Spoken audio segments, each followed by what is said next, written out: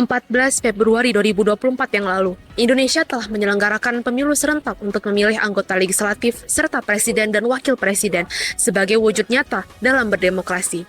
Sebagai negara demokrasi, tentu saja pemilu menjadi sangat penting karena tidak hanya sebagai syarat berjalannya sebuah negara demokrasi, namun juga sebagai simbol partisipasi aktif masyarakat dalam proses bernegara. Namun sayang sekali, pemilu di Indonesia hanya dijadikan sebuah simbol, yaitu simbol untuk menutupi compang-camping demokrasi di Indonesia. Mulai dari pembatasan berekspresi hingga pelanggaran konstitusi mewarnai pemilu 2024 kali ini. Oleh karena itu, inilah momen yang sangat penting bagi seluruh masyarakat Indonesia untuk bisa berpartisipasi aktif dan memperkuat fondasi demokrasi di Indonesia demi Indonesia yang lebih baik ke depannya. Kebebasan berdemokrasi dalam pemilu mengartikan bahwa setiap warga negara memiliki hak yang sama dalam proses pemilu tanpa adanya tekanan, intimidasi, ataupun diskriminasi. Pemilu yang adil dan bebas menuntut sejumlah prasyarat. Yang pertama tentunya adalah penjaminan atas kebebasan berekspresi dan berpendapat.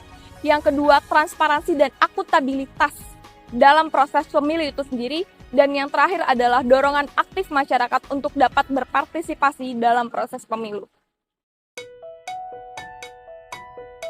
Di demokrasi substantif itu adalah satu bentuk demokrasi yang tidak hanya berfokus pada proses prosedural saja seperti pemilu, namun juga pada hasil nyata yang dirasakan oleh masyarakat. Nah, kemudian jika demokrasi hanya dijalankan secara prosedural atau dalam kata lain secara formalitas begitu, nah maka jaminan-jaminan yang ada di dalam demokrasi itu kemudian perlahan menghilang. Nah, berangkat dari itu, masyarakat yang terdiri atas organisasi seperti Lembaga Swadaya Masyarakat atau LSM dan kelompok advokasi memiliki peran yang sangat penting dalam menjaga keberadaan demokrasi substantif di Indonesia. Peran-peran ini mencakup hal seperti mengadvokasikan hak-hak kelompok dari marginalized group, kemudian memberikan edukasi politik terhadap masyarakat, dan juga menuntut pertanggungjawaban dari pemerintah ketika tindakan pemerintah dinilai tidak sesuai dengan prinsip-prinsip demokrasi. Nah, karena perannya yang penting ini, maka organisasi sipil di Indonesia harus memiliki kebebasan beroperasi tanpa tekanan atau ancaman dari pemerintah jika ingin mewujudkan demokrasi yang Oke, baik. Jadi berdasarkan pengalaman saya di Perludem dan berbagai organisasi masyarakat sipil lainnya, memang ketika dalam mengawal penyelenggaraan pemilu, kami mengalami berbagai tantangan. Ya, ada tantangan internal, tantangan eksternal.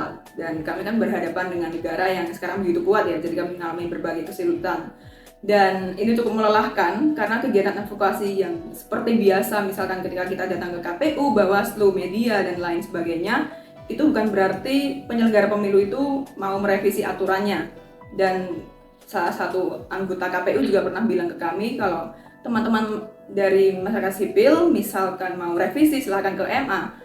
Oke, kita ke MA, kita legal activism, kita uji materi dan akhirnya dikabulkan, tetapi dari KPU responnya tetap sama, tidak mau merevisi. Dan pertanyaan kedua terkait sumber daya. Jadi Perludem itu bukan organisasi yang ada di berbagai daerah di Indonesia bisa memantau penyelenggaraan pemilu. Ini kami cuma ada satu di Jakarta, dan jadi untuk mengawal independensi atau netralitas jelas kami terbatas. Jadi masyarakat sipil itu kami bisa menggunakan berbagai cara atau berbagai langkah untuk mengawal ini, tapi kalau dari lembaganya sendiri tetap tidak mau mengubah atau merevisi, ya udah begitu sih. Terima kasih. Tadi tuh wawancara yang Perludem tuh tentang demokrasi substantif. Menarik gak sih sebenarnya? Menarik sih, apalagi terutama dia bilang kayak pemilu itu bukan sekadar mencoblos aja, tapi gimana suara masyarakat itu tuh terwakili dan terhitung gitu. Jadi ya memang bukan formalitas aja sih. Good point. Kan pemilu itu nggak cuma rutinitas 5 tahunan doang, tapi agar substantif bisa mikir lebih jauh kayak gimana dan dampaknya bagi masyarakat. Nah iya, kita tuh harus pastiin jangan sampai pemilu itu cuma jadi formalitas demokrasi aja. Menarik tuh tadi apa yang kata Surya tentang formalitas itu. Kalau misalnya kita kaitin tuh sama pemilu 2024 kemarin, menurut kalian gimana tuh? Udah cukup substantif atau belum? Kalau menurut gue sih ya, kalau dari sisi prosedur sih udah ya. Tapi kalau misal dari sisi substantif ya perlu kita pertanyakan lagi. Kayak misalnya nih, banyak nih kayak kecurangan, politik uang, atau misalnya keterbatasan akses informasi bagi pemilih itu masih tinggi loh. Iya, gitu. benar sih. Bahkan ya itu sih yang menyebabkan demokrasi kita tuh nggak ideal lah. Oke. Setuju, masih banyak tantangan. Belum lagi partisipasi kita tahunnya rendah, apalagi daerah. Kan itu kan penting buat legitimasi pemilu. Betul, partisipasi politik itu kuncinya banget. Nah, kalau misalkan partisipasi politik masyarakat itu tinggi, maka kebijakan yang dibuat pemerintah itu bakal lebih hati-hati dan transparan.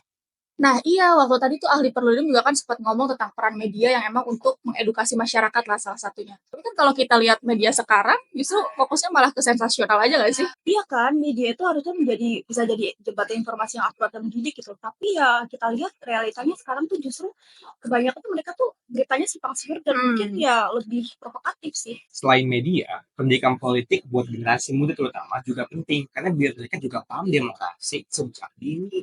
Nah, iya, sebenarnya tapi ada alternatif lain nih, yaitu komunitas atau organisasi masyarakat sipil. Nah, itu punya peran buat ningkatin kesadaran politik dan partisipasi politik buat kita semua. Bener banget, sebenarnya ya organisasi masyarakat sipil itu punya peran yang penting untuk level up demokrasi. Tapi sebenarnya kalau kita lihat sekarang justru sentimen ke OSM ini malah negatif gitu loh. Kayak kemarin tuh gue sempet nonton dokumenter yang Dirty Vote, tapi ternyata komen-komennya tuh malah bilang kalau ini gerakannya tuh ditunggangi atau misalnya ini bagian dari kampanye.